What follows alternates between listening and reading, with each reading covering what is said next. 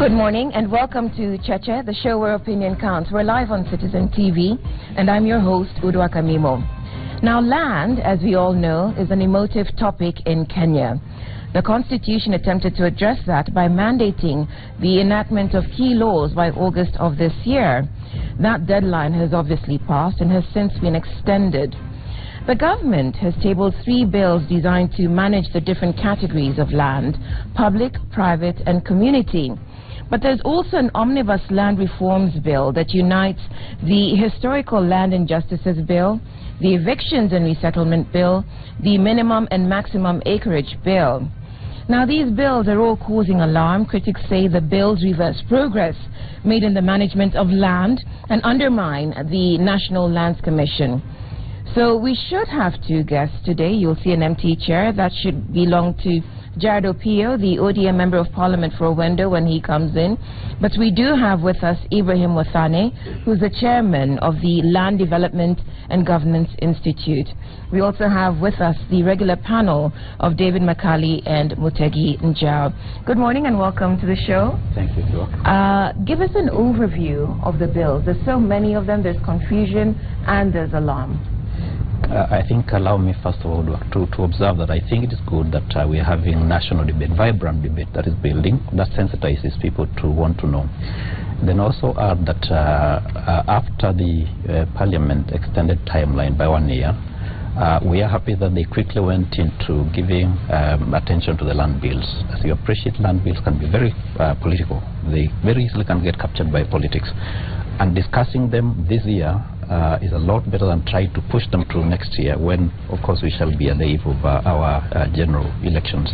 But on the fact, we have currently 3 bills in front of Parliament. We have the Physical Planning Bill, which provides for the planning, use and regulation and development of land. Then we have the Community Land Bill, which provides a framework on how to deal with community land going forward.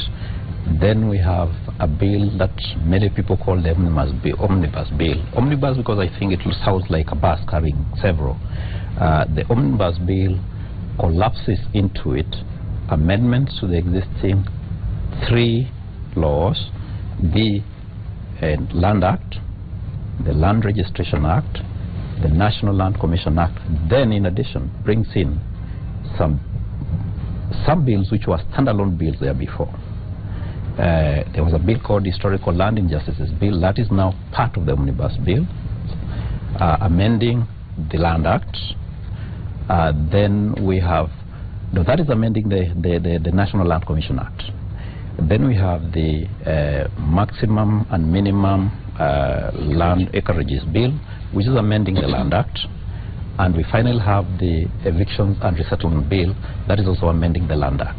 So the Omnibus Bill comes in to bring in amendments to the existing laws and also collapse some of the draft bills that have been prepared separately.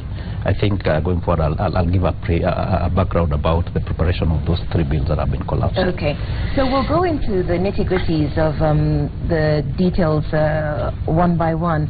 But tell us, we see alarm, we see controversy.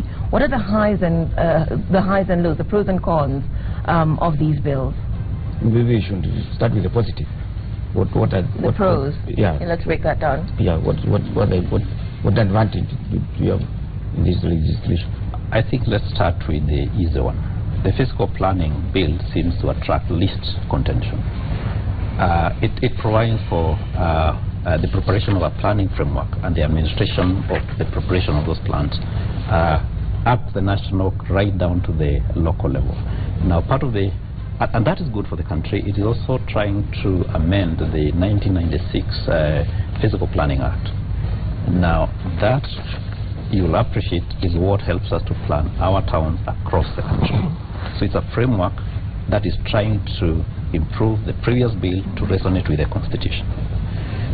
The complaints you may hear about that bill is that people are not involved. The county government feel like they have not had a say in the preparation of that bill. Then the Community Land Bill. That bill, if you read Article 63 of our Constitution, is a very critical bill And I think right from the beginning, the drafters of the Constitution has expected it to be a fairly complicated bill to prepare, because they give it a 5-year timeline as opposed to 18 months or 2 years. It brings in a framework around which Kenyan communities can manage their community land. And if you remember, under the Constitution, there is a right that you cannot deal with community land, you cannot dispose of community land unless under a framework to deal with it, which is the Community Land Bill. Now, so it's giving effect to the Constitution? Yes, indeed. And the positive thing, Odwak, is that this bill will allow Kenyans to manage about over 60% of their stock of land, which is community land. So it's, in my view, it's a late bill, because if you look at what's happening in northern Kenya and coast Kenya, that's a very big zone of this country, which has had no framework. What is the complaint, the main complaint about it? One, I think there's the impression that that comes through, that there has not been involvement. Again, that rings for that bill. I can see concerns coming from county governments that they do not have a role.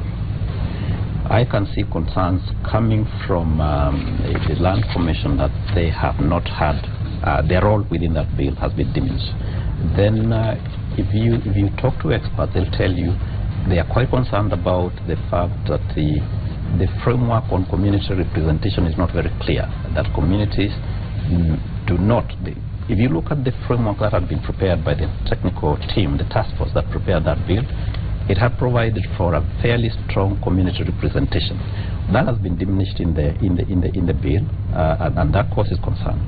Then there was a clause in the original bill that provided for the conversion of all the public land at the coast of Kenya, all the counties in coast, convert that public land into community land. That also causes a lot of concern that I can imagine. It is probably turning a lot of the political actors from that zone. When we come to the Land Laws Amendment Bill, this is where we really have a major issue. But it's good to also point out some of the positives. First, if you read the existing laws, some specific sections 6, 7, 17, 110, you will see direct conflict between the roles of the Land Commission and the Cabinet Secretary for Lands. So the amendments are meant to speak to that, reduce that conflict. There has been a problem since we enacted the Land Registration Act, where we said that we will not recognize titles issued under the previous Land Titles Act and the Government Lands Act. Unless they are first examined, they cannot be brought onto the register. What has been the effect of that? Banks within the country have refused to accept titles which have been issued under the Government Lands Act or the Land Titles Act. And as we speak, they still have a lot of difficulties with them. The amendments are meant to be sorting out that particular constraint, so that those titles are expressly recognized under the new law. Then the aspect is the aspect of compensation. If you own the lease, for instance, this development we are speaking from, if the lease expired under the previous framework, the existing framework, this, for instance, let's say for instance the Nairobi County decides that it wants to terminate this lease after its tenure is over, its term is over. Now, under the previous framework, you wouldn't claim a thing, much as you have developments here. Now, the new law is trying to provide for an opportunity for providing that if the government, the county government, or the national government terminates the lease at the end of the term, then they will pay for the development on that lease. Now, also the law had not provided for the offices of a deputy chief land registrar and county land registrars and their qualifications. That has been also provided for within the amendment, and the alternative dispute resolution mechanism has also been mainstreamed within the new act, the amendment. Then one important one is the issue of security. Remember, the strategic zones of our country, like the coastline or the international boundaries, if a foreigner had money, under the current framework, you will easily buy land along the coastline. You can easily buy land along the border with Tanzania, Uganda, or Ethiopia. Now, the amendment is speaking into that and providing that that will be considered controlled land so that you cannot buy it if you are non-citizen unless you are vetted, so that those strategic zones are protected effectively. So those are some of the positives. Now, some of the challenges with the Land Laws Amendment Bill include, if you look at, for instance, the 3 bills that have been collapsed into that. The omnibus bill. In the omnibus bill. Right.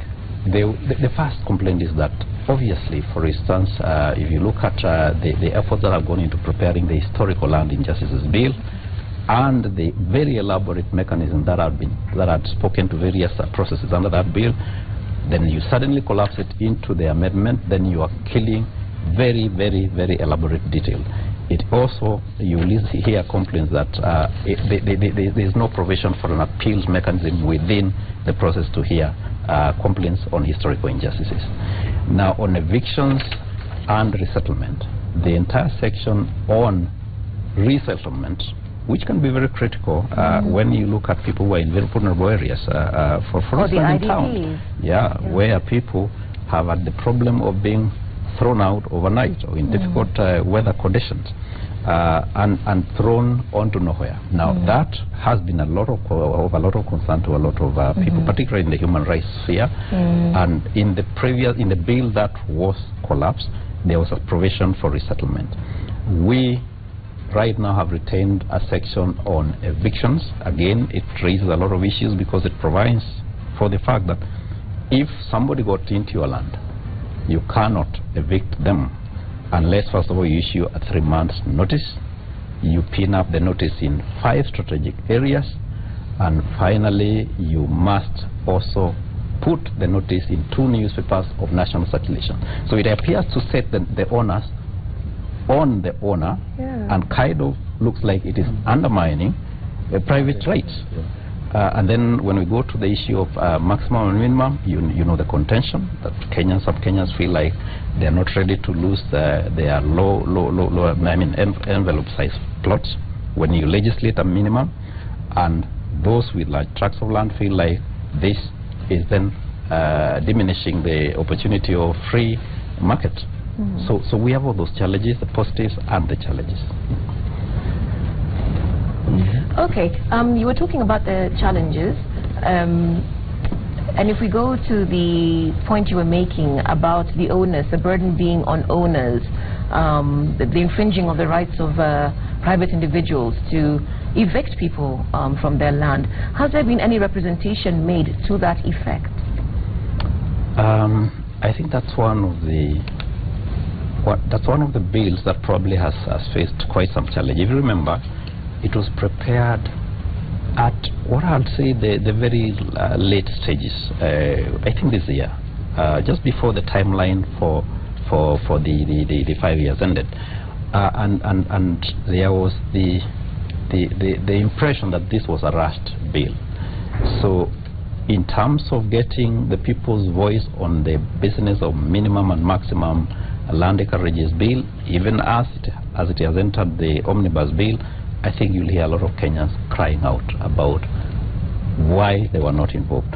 What the solace may be is that it provides for the fact that before you impose the minimums and maximums on parcels of land around the country, you must conduct a scientific study around which people will give their opinions, and before you impose those minimums and maximums, then Parliament will have to approve the report on the maximums and minimums. Okay, we have to take a break now. This is Cheche. We're live on Citizen TV. Today's topic is land, and we would like to know what you think. You can SMS us on 22422, or you can tweet using the hashtag Cheche.